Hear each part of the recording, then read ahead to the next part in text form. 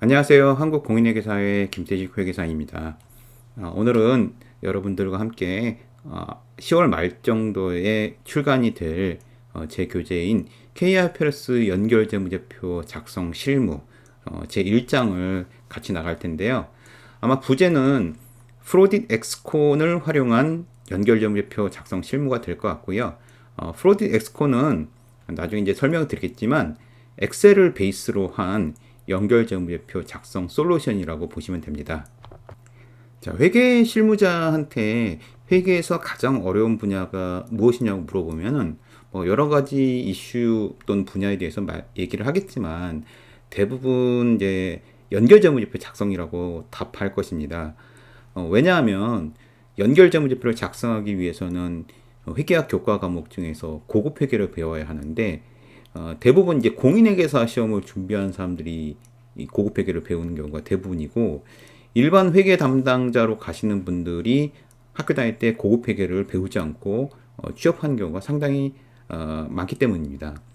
또한 이제 고급 회계 교과 과정은 주로 이제 지배회사와 종속회사가 각각 한 개씩인 관계를 주로 설명합니다. 물론 이제 고급 회계마다 후반부에서는 3개 이상인 그런 관계도 이제 설명하긴 하지만 주로 이제 지배 종속회사가 각각 한 개씩인 그런 관계를 주로 설명하다 보니까 실무적으로 연결재무제표 작성을 하다 보면은 지배회사와 종속회사가 한 개씩인 경우는 거의 없고 종속회사가 여러 개인 경우 그리고 지배회사와 종속회사의 관계도 거미줄 같이 복잡한 지분 구조로 되어 있는 경우가 일반적입니다. 따라서 고급 회계를 이제 한 학기 듣는다 하더라도 실제로 그 현장에 나가서 연결점표를 작성하다 보면은 어려움을 겪게 되는 경우가 많은데요. 그리고 이제 또그 연결점표는 아무래도 이제 MS 엑셀을 이용해서 작성하는 경우가 대부분이다 보니까 엑셀의 활용 수준도 상당히 높아야 됩니다. 그래서 이제 연결재무제표는 단순히 이론 지식만으로는 작성하기 어렵고 실무 프로그램을 가지고 실습을 해야만 효율적이고 효과적으로 작성할 수 있습니다. 그런데 이제 기존의 연결재무제표 작성 교재가 아무래도 이제 공인회계사 시험 수업 목적에 좀 치우친 면이 많았고 이런 실무 프로그램과의 연계성이 부족하다 보니까 회계 담당자들에게 실질적인 도움을 주지 못했다는 것도 사실이죠. 최근에 이제 연결재무제표 작성 능력 제고를 위해서 MS 엑셀과 연동되어 배우기 매우 쉬운 프로딧 엑스콘이 출시가 되었습니다. 이 프로딧 엑스콘은 내부거래 제거, 이연법인세, 복잡한 지배구조, 종속기업 투자지분의 추가 취득 처분, 또 해외 종속법인 연결 등을 매우 빠르고 아주 간단하게 수행할 수 있고 연결 조정 분기의 자동 생성과 외부 공표용 시산표로도 전환할 수 있는 기능을 갖추고 있습니다. 저는 이제 이 프로디 엑스콘을 좀 사용하면서 단순한 매뉴얼 차원을 넘어서 이제 보다 많은 회계 담당자들이 연결 이론과 동시에 이 솔루션을 좀 익힐 수 있도록 하는 지침서를 좀 만들고 싶었고요. 아무래도 이제 이 책은 그러한 의도의 산물이라고 볼 수가 있겠습니다. 이 책 일부에서는 일단 연결 회계의 이론을 좀 충실히 설명하였고요. 각 이론 설명 말미에는 바로 이제 프로디 엑스콘을 활용해서 본문의 사례를 솔루션을 이용해서 연결점유표 작성하게 함으로써 프로디 엑스콘을 활용한 연결점유표 작성 과정의 중간 결과 및 최종 결과를 책 본문과 바로 이제 비교해서 확인할 수 있도록 했습니다.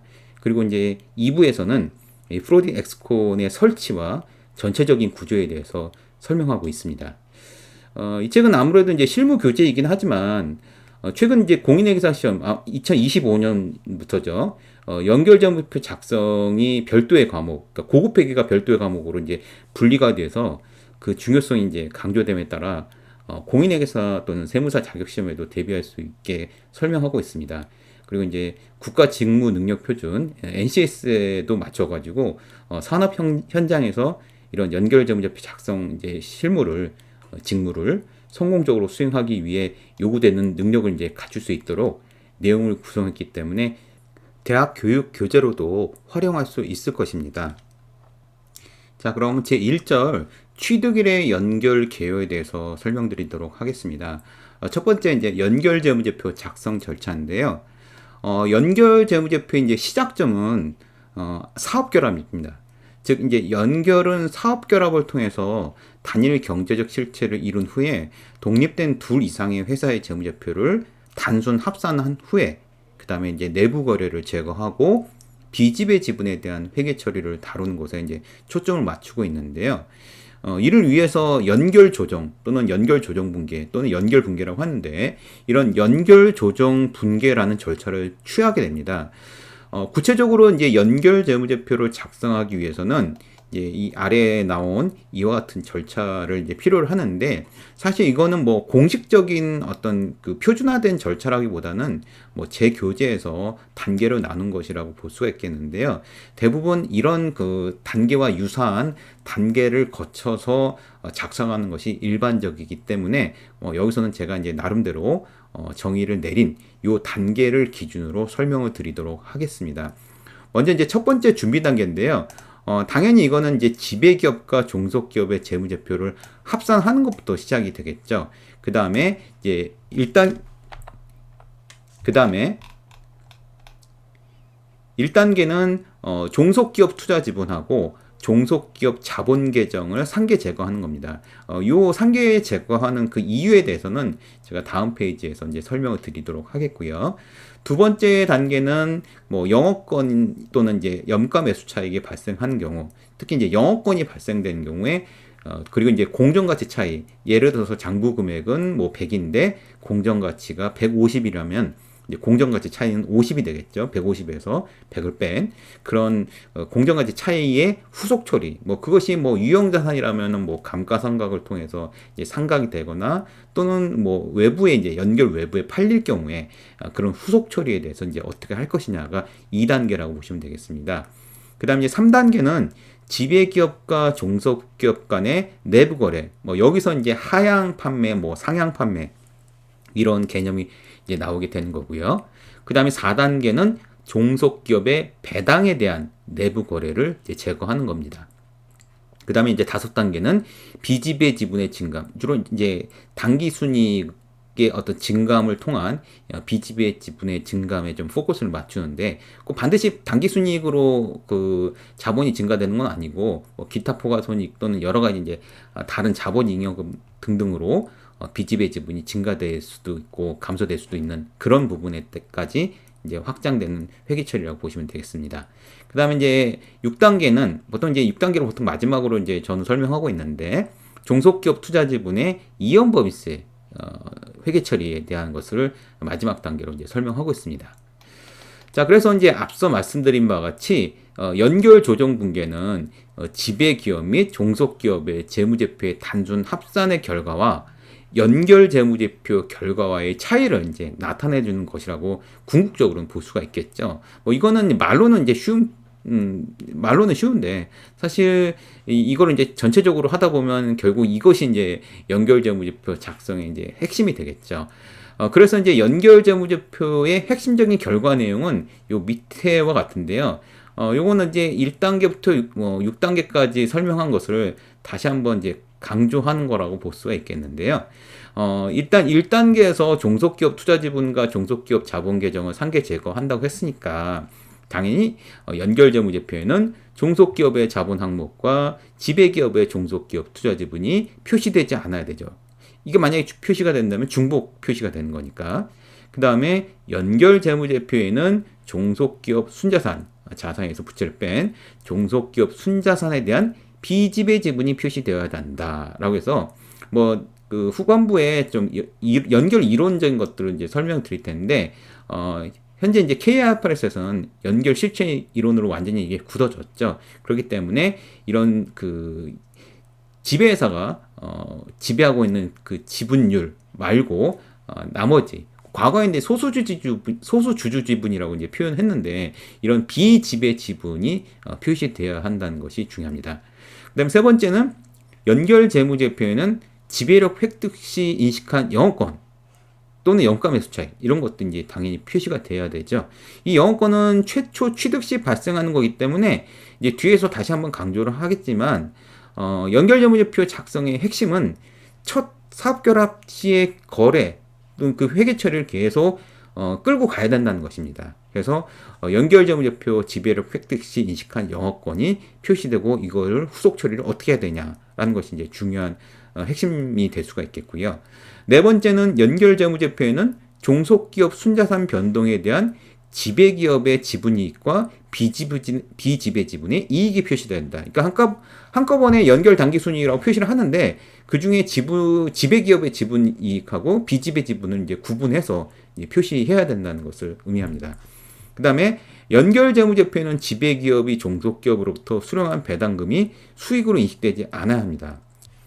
이거는 이제 조금만 생각해 보면 당연한 얘기인데, A가 B를 이제 100% 소유하고 있다라고 했을 때, B가 A한테 주는 배당금은, A 입장에서 별도 재무제표에서는 수익이 되겠지만, 두 회사를 연결한 경우에는 그 어느 한쪽이 다른 한쪽한테 주는, 특히 이제 종속회사가 지배회사한테 주는 배당금은 당연히 수익으로 인식되지 않아야 되겠죠.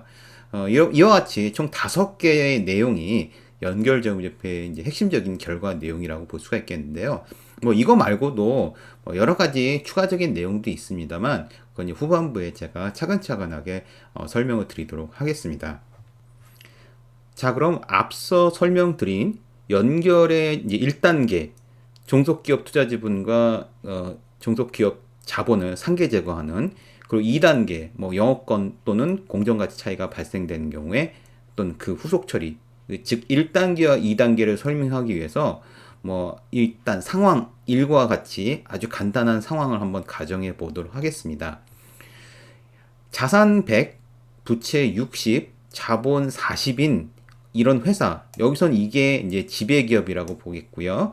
그 다음에 이 회사가 다른 회사, 자산 100, 부채 70, 자본 30에 지분 100%를, 요런 회사의 지분 100%를 현금 30을 지불하고 인수하였다. 그러니까 일단 맨 처음에 이 지분을 100% 취득할 당시에 이 첫 번째 회사의 별도 재무지표상 회계 처리는 아마도 이와 같이 될 것입니다. 즉 현금이 이제 30이 나갔고 그 다음에 종속기업 투자지분 30이 이제 차변에 생기겠죠.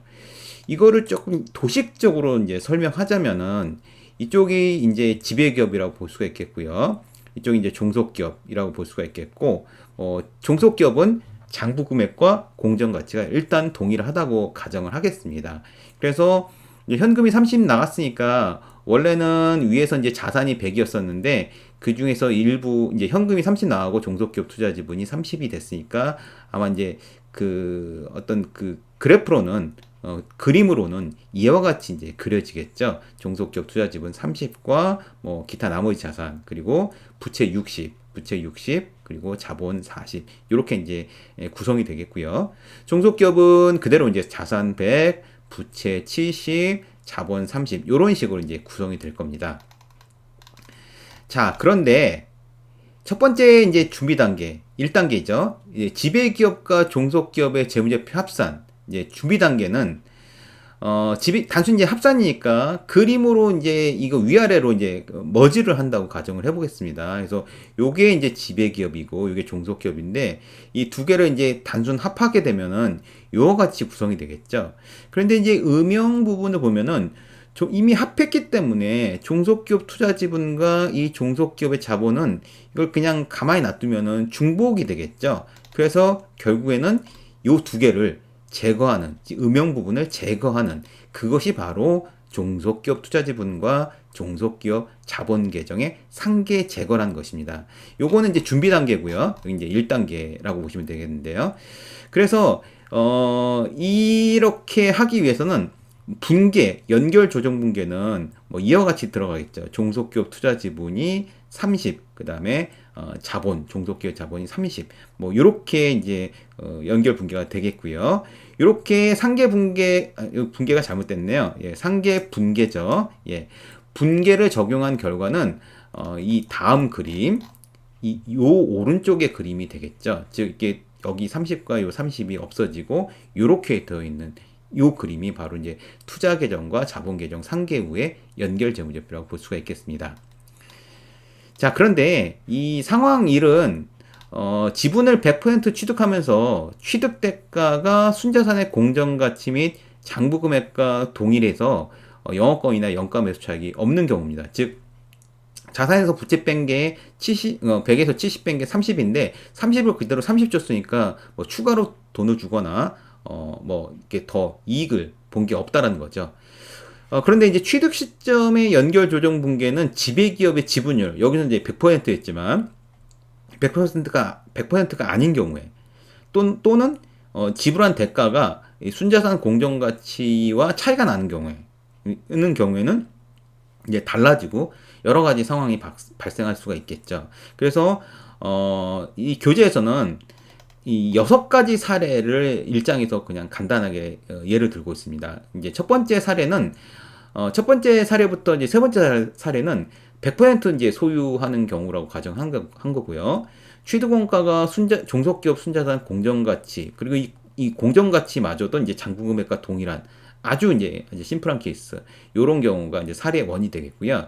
사례 2는 취득원가가 순자산 공정가치보다 이제 더 크고 그러니까 아무래도 이제 순자산 공정가치보다 돈을 더 줬다는 얘기는 영업권이 발생될 가능성이 높겠죠. 또 이제 사례 3번은 취득원가가 종속기업 순자산 공정가치보다 이제 낮으니까 이건 이제 이익을 본 거겠죠. 그래서 염가매수 차익이 발생되는 경우 요 세 가지가 이제 100% 소유 종속기업 때 나오는 사례고요. 100%가 아니라면 100% 미만 소유도 똑같은 경우가 발생될 수 있겠죠. 그래서 사례 4번은 취득원가가 종속기업 순자산 공정가치와 동일한 경우, 그 다음에 사례 5번은 취득원가가 종속기업 순자산 공정가치보다 큰 경우, 사례 6은 취득원가가 종속기업 순자산 공정가치보다 작은 경우. 그래서 100% 소유도 3개, 100% 미만 소유도 3개 이렇게 사례 1, 2, 3, 4, 5, 6에 대해서 설명드리도록 하겠습니다. 자, 그럼 100% 소유 종속기업에 대한 취득의 연결, 사례 1이죠. 취득원가가 종속기업 순자산 공정가치와 같고 이 순자산 공정가치도 잔고금액하고 같은 가장 심플한 케이스에 대해서 예를 들어보도록 하겠습니다. 기본정보 1이고요. 취득일은 2001년 1월 1일이고요. 취득자 P사, P는 이제 페어런트 지배기업의 약자고요. 피취득자 S, 서브시디어리, 종속회사의 약자라고 보시면 되겠습니다. 그 다음에 취득시 지분율은 100%, 취득원가는 6만원, 취득 부대비용은 없다고 가정하고요. 그 다음에 지배회사, P사의 별도 재무제표상 종속기업 투자지분 회계처리는 원가법입니다. 나중에 이제 지분법에 대해서도 설명을 드리겠지만 여기서는 가장 간단한 원가법이라고 가정하고 문제를 풀도록 하겠습니다. 그 다음에 취득일 2001년 1월 1일 시점에 P사 지배회사, S사 종속회사의 시산표는 다음과 같습니다. 그래서 시산표와 P사의 시산표하고 S사의 시산표 이렇게 되는데요. 연결재무제표는 나중에 다시 한번 설명을 드리겠지만 완전한 재무제표, 즉 재무상태표와 손익계산서를 가지고 연결을 하는 것보다는 이 시산표를 가지고 연결한 것이 에러가 가장 적습니다. 그리고 실질적으로는 시산표를 가지고 할 수밖에 없는 구조입니다. 그래서 그거는 여러분들이 이제 재무제표라고 했을 때 여기는 이제 두 기업의 시산표라고 이제 이해하시면 되겠고요. 여기 있는 숫자는 나중에 이제 그대로 활용이 될 거기 때문에 엑셀 솔루션에서 그때 한번 다시 설명드리도록 하겠습니다. 자, 그래서 이제 취득 시점의 회계 처리는 앞에서 6만 원을 주고 구입을 했다고 하니까 종속회사 투자 지분을 이와 같이 이제 그 P사 그 지배회사의 별도 재무제표에는 종속기업 투자 지분 회계 처리가 이와 같이 나올 것입니다. 즉 현금 6만 원이 나가고요. 종속기업 투자 지분 6만 원이 돼서 앞에서 보시면 요게 이제 현금이 10만 원인데 내려가서 현금이 이제 6만 원이 빠졌으니까 이제 4만 원이 되는 거고요. 대신 이제 종속기업 투자 지분 6만 원이 됐습니다. 이제 음영으로 이제 표시된 것은 이제 바뀐 것을 이제 나타내는 거고요. S사 시산표는 특별하게 달라지는 건 없겠죠. 그래서 첫 번째 이제 준비 단계에서는 단순하게 이 지배기업과 종속기업의 재무제표, 시산표를 이제 단순 합산하는 거라고 보시면 되겠고요. 자, 여기서 이제 여러분들이 조금 이제 실무적으로 고민해봐야 될 거는 대부분 연결 솔루션 같은 경우에 이 P사, 지배회사와 종속회사가 같은 ERP를 쓰고 있지 않다거나 할 때는 지금은 이제 교재이기 때문에 이론 설명이기 때문에 이 계정 과목에 계정 코드가 없는데 같은 계정 과목이라도 지배회사가 쓰는 계정 코드와 종속회사가 쓰는 계정 코드가 다를 수가 있기 때문에 연결 정산표를 작성하기 위해서 재무제표 매핑, 그러니까 연결 코드, 계정 코드를 만드는 것으로부터 보통 많이 시작합니다만 프로디 엑스코는 굳이 그럴 필요가 없이 일단은 다 나열하고 나서 자동적으로 퍼즈를 찾아줍니다. 그렇기 때문에 나중에 매핑이 안 되는 부분만 이제 처리하면 되기 때문에 그 부분도 매우 간단하게 처리할 수 있다는 것이 프로디 엑스콘의 장점이라고 보시면 되겠습니다. 일단 준비 단계에서 지배기업과 종속기업의 시산표를 이제 합산을 했고요. 첫 번째 1단계 종속기업 투자지분과 종속기업의 자본 계정을 상계 제거하는데요. 일단 종속기업 투자지분 6만 원이 빠져나가는 거는 여러분들이 쉽게 이해하실 수가 있을 것입니다. 아까 여기 요 6만 원이 이제 빠져나가야 되겠죠.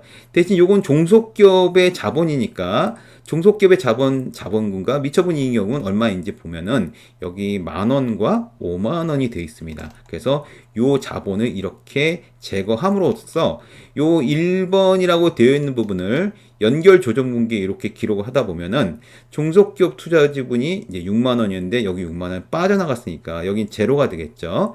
그다음에 자본금 만 원이 빠져나가고 미처분 이익연금이 5만 원 빠져나가니까 여기도 이제 3만 원에서 만 원이 빠져나갔으니까 만 원 더한 다음에 만 원이 빠져나갔으니까 이제 3만 원이 되는 거고, 마찬가지로 이제 7만 원에서 5만 원이었는데 얘 5만 원이 빠져나갔으니까 7만 원, 즉 이제 지배기업의 자본금과 미처분 이익연금만 남는 거겠죠.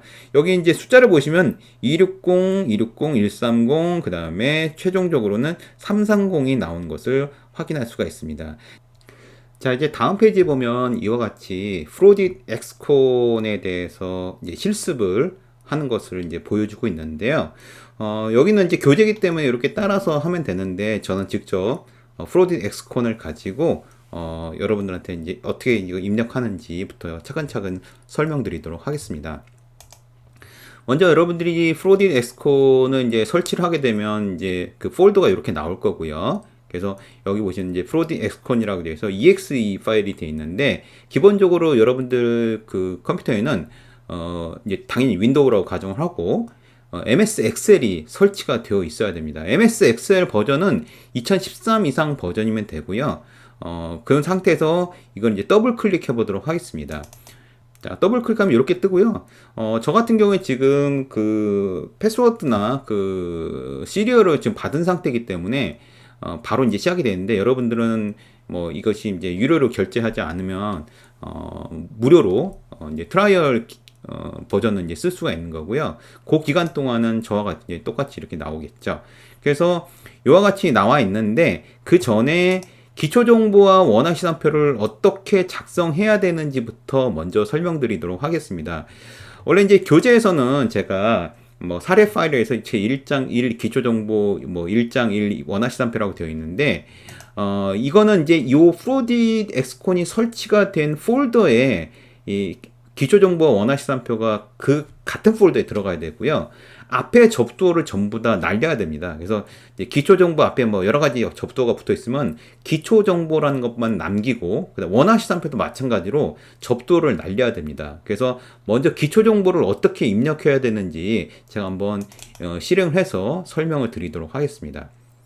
자, 이 기초정보는 여러분들이 보시면은 이렇게 총괄 검증, 보고기간, 기업 목록, 지분구조, 취득시 자본구조, 재무정보, 뭐 내부 거래 현황, 취득 이렇게 나와 있는데, 일단 총괄 검증은 어떤 거냐면은 완전성 체크를 하는 겁니다. 그래서 기본적으로 들어가야 될 어떤 정보라든지 누락된 어떤 정보가 있는지를 여기서 봐서 상단에 보시면 이렇게 OK라고 되어 있는 거 있죠. 여기 이제 OK가 나오지 않으면은 에러가 납니다. 아예 이제 그 작동이 안 되기 때문에 이걸 다 클리어하라는 메시지가 뜨거든요. 그래서 여러분들은 이제 그 어느 셀에서 이게 에러가 있는지 이제 직접 이제 찾아가기 쉽도록 제가 이렇게 다 이제 체크를 해 놓은 거고요. 일단 보고 기간을 보면 이건 이제 그 취득일 시점의 연결이기 때문에 보고 기간초와 보고 기간말을 이렇게 동일한 날짜를 입력하면 됩니다. 참고로 이 프로디 엑스콘의 어떤 이 기초 정보와 원화 시산표 그 엑셀에서의 템플릿은 노란색 부분만 여러분들이 지우거나 입력하시면 되고요. 나머지 부분은 여러분들이 손을 대시면 안 됩니다.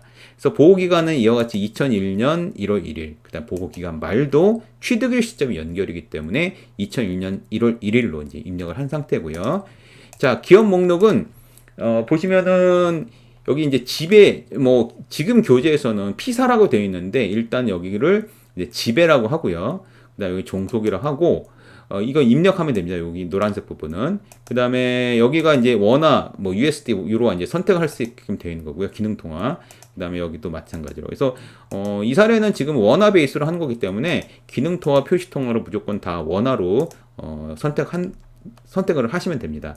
그 다음에 이 사례는 지금 이제 이연법이스를 계산한 사례가 아니기 때문에 세율은 0%를 하고 이연법이스 계산은 예, 아니요 중에서 아니요를 선택하면 됩니다. 이쪽에 보면 이제 산식이 나와서 이쪽에 뭐 예를 들어서 제가 한번 이렇게 해볼까요? 뭐 이렇게 하면은 뭐 유효성 검사에 이제 부합되지 않는 그런 부분은 나오는데 만약에 제가 이거를 지배를 한번 이렇게 해볼까요? 자, 그럼 여기 기능 통화 삭제 필요 여기가 비어 있기 때문에 여기를 다 이렇게 비워야 된다는 얘기죠. 그래서 이렇게 에러가 뜨면은 총괄 검증에도 이렇게 확인 필요로 해서 OK가 안 뜹니다. 그러면 이거 먼저 클리어하지 않으면은 기본적으로 출발을 할 수가 없기 때문에 프로틴 엑스코는 이제 그런 첫 번째 그 출발점 자체부터 완전성을 체크하는 그런 기능이 좀 잘 되어 있는 편입니다. 그래서 일단 제가 여기 다시 지배를 이제 넣고요. 그러면 이제 이렇게 없어지는 것이 보이실 겁니다. 그 다음에 지분 구조는 앞에 교재에서 보시면은 2001년 1월 1일 날 뭐 앞은 EX로 돼 있죠. 교재는 EX로 돼 있는데 저는 이제 이 엑셀에 실제 데이터를 넣어야 되기 때문에 2001년을 다 넣은 거고요. 마찬가지로 여기도 지배와 종속이 있는데 만약에 제가 이거 지배를 한번 안 넣어 볼까요? 자, 안 넣으면은 이와 같이 이쪽에 지배기업명이 이거 에러가 납니다. 그래서 이와 같이 안 넣었을 경우에 그 에러가 나는 것을 찾을 수 있다는 것이 다시 한번 말씀드리지만 이 프로딘 엑스콘의 장점이라고 볼 수가 있겠고요. 이렇게 지배라고 누는 순간 지배기업 약식이 앞에서 이제 바로 이제 끌고 오게 됩니다. 그래서 그 다음에 취득 차수는 첫 번째 취득이니까 1을 집어넣게 되면 되고요. 취득일과 간주 취득은 둘 다 2001년 1월 1일. 교재에서는 EX01로 돼 있지만 이렇게 넣으면 되고요. 통화는 일단 여기도 마찬가지로 원화로 선택하면 됩니다. 그 다음에 원화니까 뭐 환율은 따로 넣을 필요 없고요. 취득원가 6만 원, 교재에서는 6만 원이라고 이제 말씀드렸죠. 그다음에 100%라고 이제 말씀드렸습니다. 자, 이 외에는 따로 여기서 넣을 공간은 없으니까 이렇게만 작성하시면 되는 거고요. 취득 시 자본 구조와 공정 가치 차이에 대해서도 이제 넣어야 되는데요. 일단 여기 보시면은 이 종속회사 하나만 나오는 케이스이기 때문에 앞에서 취득일과 간주 취득을 넣었기 때문에 그대로 이제 끌고 온 거고요. 요 부분만 넣으시면 되는데, 첫 번째 1차 취득, 최초 취득 때 자본 계정, 종속회사 자본 계정입니다. 그래서 종속회사 자본 계정이 앞에 이제 교재에서 자본금이 10,000원이고 이익잉여금, 미처분 이익잉여금이라고 되어 있는데 여기는 이제 이익잉여금이라고 표현상 썼습니다. 그래서 50,000원이라고 되어 있어 이렇게 두 개를 입력하면 됩니다. 이게 나중에 뭐 공정가치 차이가 난다거나 그런 경우에 이제 더 이제 넣게 되면 되는데 그거는 이제 사례 2, 3, 4, 그다음 또 2장, 3장 나갈 때는 그런 사례를 설명드리도록 하겠습니다. 자, 특별히 이제 여기 보시면은 뒤에도 이제 자본 계정 2, 자본 계정 3, 뭐 이런 것들이 나오는데요. 이거는 이제 그 동일한 회사를 2차 취득, 3차 취득한다든지 또 그 과정에서 뭐 균등 유상증자 차익 금액과 불균등 유상증자 차익 금액이 나온다면 그 부분도 입력을 하면 자동적으로 연결 조정 문제를 작성해 주는 그런 방식입니다. 자, 그 다음에 재무정보는, 취득일자의 연결이기 때문에 따로 이건 이제 넣을 필요는 없겠죠. 그래서 아마 이게 이제 취득일 이후에 그 1차년도 말이라고 한다면, 그때 종속기업의 배당, 당기순이익, 기타 부가손익, 해외사업 환산손익이 이제 발생하면 그 금액을 넣으면 되겠죠. 그 다음에 내부거래 현황은 지금 현재 따로 이 사례에서는 필요가 없기 때문에, 여기서는 따로 입력할 내용들은 없다고 보시면 되겠습니다. 자, 이와 같이 입력을 완료하면 요걸 이제 저장하시면 되고요. 반드시 이제 저장을 할 때 요 같은 폴더 내에서는 다시 한번 말씀드리지만 앞에 있는 접두어는 날려야 된다라는 거 꼭 기억하시고요. 그다음에 이 기초 정보를 집어넣은 다음에 원화 시산표를 한번 눌러보도록 하겠습니다. 자, 그럼 이제 원화 시산표도 마찬가지로 기초 정보 좀 넣어야 될 그 입력 내용들이 있는데요. 마찬가지 얘도 총괄 검증이 있어가지고요. 기본적으로 들어가야 될 거 또는 누락된 게 있으면 이 부분이 OK가 아니라 앞서 설명드린 것처럼 뭐 이상한 메시지가 뜨게 됩니다. 여기 보시면 이제 뭐 확인 필요라든지 제가 뭐 일부 함수로 보이게 했는데요. 자, 그다음에 이제 보고 기간은 앞에 그 기초 정보에 있는 보고 기간하고 맞춰야 됩니다. 그래서 이게 안 맞으면은 이것도 에러기 때문에 나중에 이제 프로딩 엑스콘을 실행할 때 이제 에러 메시지가 뜹니다. 그래서 보고 기간초를 제가 이제 2001년 1월 1일로 하고 보고 기간 말을 2001년 1월 1일로 하겠습니다. 제가 편의상 여기서 진짜 한번 이렇게 한번 해보고 나중에 어떻게 메시지가 뜨는지 한번 확인해 보도록 하겠습니다. 자, 이렇게 한번 넣어보고요. 그다음 기업 목록은 지배와 종속, 총 이제 50개까지 넣을 수 있게끔 되어 있고요. 50개를 넣으면은, 이쪽 이제 라운드 때 얘기해서 더 추가를 해달라고 요청하면 되는데요. 일단 현재는 이제 지배, 종속 총 이제 50개까지만 가능한 거고요. 노란색에 이렇게 집어넣게 되고, 표시통화를 이제 이렇게 뭐 여기 나와 있는 것을 드랍다운 이제 선택하면 되겠고요. 그 다음에 ERP도 뭐 더전, 오라클, 퀵북, MS 뭐 이런 식으로 좀 나오는데 이건 뭐 사실상 큰 의미는 아니고요. 각각의 계정 코드가 조금 다르기 때문에 뭐 그렇게 이제 선택하는 것이지 이거 자체가 절대적으로 뭐 어떤 의미를 가진다고 보기는 좀 어렵습니다. 자, 그 다음에 이제 원화 시산표는 이제 지배와 종속이기 때문에 원화 시산표 1은 당연히 이제 지배가 나와야 되겠고요. 지배를 넣고 만약에 지배를 안 넣게 되면 이와 같이 이것도 마찬가지 해당사항 없으면 이게 나오게 되면은 이게 이제 없으면 이제 해당사항 없다고 돼 있어서 이것도 일종의 에러 체크 역할을 하게 됩니다. 그래서 일단 여기다가 지배라고 해놓고요. 자, 그리고 이제 원화 시산표 2는 이제 종속이라 하고 자, 요 부분을 보시면은 지금 요 시산표는 더존이기 때문에 요 코드가 뭐 여러분들 좀 낯이 익으실 텐데 계정 코드와 계정 과목, 차변, 대변 요런 형태로 시산표를 입력하셔야 됩니다. 그러니까 T 계정 시산표가 아니라 계정 코드, 계정 과목, 차변, 대변 요런 형식의 합계장 시산표를 넣으셔야 되고요. 뭐 이 코드는 굳이 이 시산표 2, 즉 종속회사 계정 코드와 굳이 일치시킬 필요는 없습니다. 그냥 있는 그대로 입력을 하시면 됩니다. 여기는 뭐 공교롭게 두 개 다 더존이기 때문에 계정 코드가 일치되긴 하지만 뭐 경우에 따라서 같은 더존을 쓴다고 하더라도 계정 코드와 계정 과목이 조금 다른 경우도 있죠. 뭐 그거를 굳이 맞추실 필요 없다는 얘기예요. 그냥 일단은 있는 그대로 다 쓰시면 됩니다. 그래서 이제 교재에 나온 거하고 좀 비교를 해보면은 교재에서는 일단 이와 같이 시산표가 40 이렇게 260으로 돼 있죠. 그래서 제가 이걸 한번 검증을 해보도록 하겠습니다. 여기를 이제 눌러보면은 밑에 260이 나오고요. 이쪽도 260이 나오고 이쪽을 눌러보면은 130이 나오고 130이 나옵니다. 그래서 이 교재에 260, 260, 130, 130이 나온 것을 확인할 수가 있겠고요. 이제 4만과 6만은 진짜 그렇게 들어가 있는지 다시 한번 확인해 보겠습니다. 그래서 이제 현금이 4만원, 종속기업 투자 지분이 6만원 이렇게 이제 집어넣은 상태고요. 이것도 이제 저장을 하도록 하겠습니다. 자, 이렇게 저장을 하고 다시 한번 말씀드리지만 이 원화 시산표 앞에 접두어는 없애야 된다. 자, 이제 아까 실행을 했던 이 프로디 엑스콘, 물론 이제 프로디 엑스콘을 이제 닫고 이 두 개를 먼저 입력한 다음에 얘를 나중에 실행하셔도 전혀 문제가 없습니다. 그래서 일단 제가 이거를 연 다음에 아까 제가 날짜를 하나 조금 일부러 고쳤죠. 그래서 그거를 한번 어떻게 검증하는지 확인해 보도록 하겠습니다. 이게 원화를 누르게 되면 보기간 확인이 필요하다고 되어 있죠. 아하, 그러면은 내가 일단 빨리 어느 쪽으로 기초 정보를 원화 시산표를, 물론 우리는 지금 원화 시산표를 알고 있기 때문에 원화 시산표로 들어가서 제가 바로 이 보호 기간을 여기 틀렸구나. 그래서 2001년 1월 1일로 고치고 다시 저장을 하고 닫겠습니다.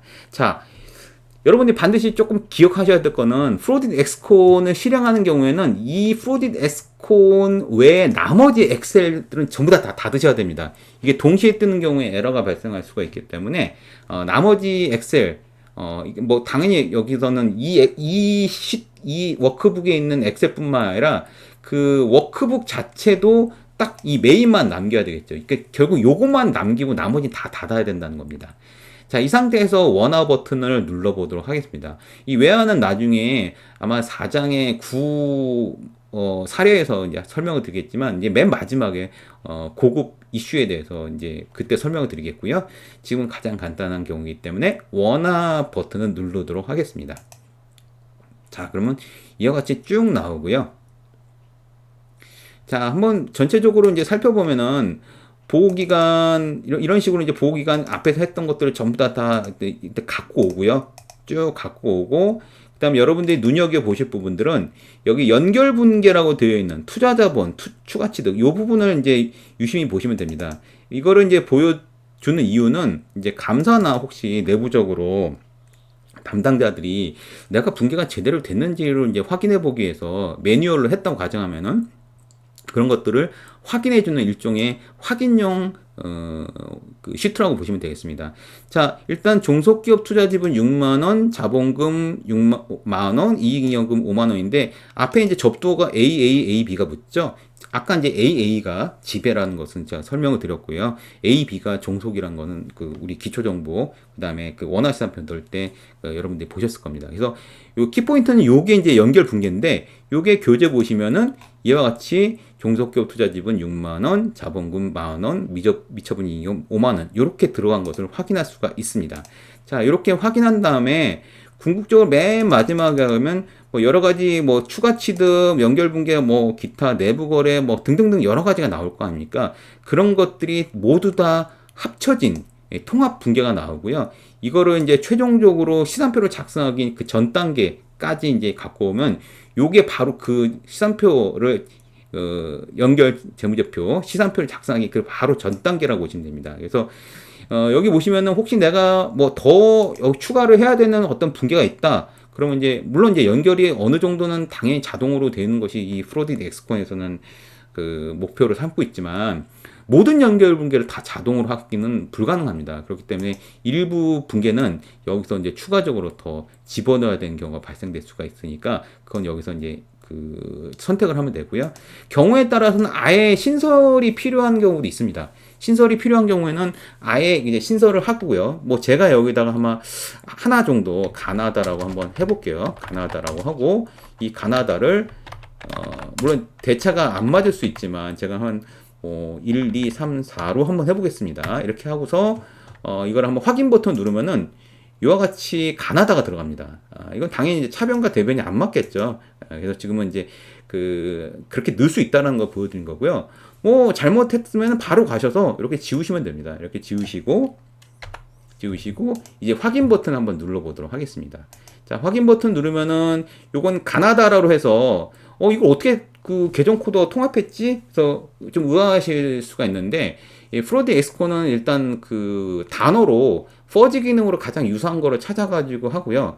나머지 이제 코드를 그 후에 이제 결합을 해가지고 최대한 이런 어떤 통합, 속칭 이제 매핑을 하기 위한 전 단계를 최대한 시간을 절약하기 위해서 퍼지 기능을 이용합니다. 그래서 이 상태에서 이제 요건 가나다 순이기 때문에 정렬 버튼 누르게 되면은 요와 같이 이제 쭉 나오게 되고요. 요 330은 여기 보시는 것처럼 교재 보시면은 여기 330과 일치하는 것을 확인할 수가 있습니다. 그래서 결국에는 여러분들이 이쪽에 나오는 마지막에 연결 시산표가 우리 프로딕 엑스콘을 이제 돌리게 되면은 이쪽에 이제 나오는 거라고 보시면 되겠고요.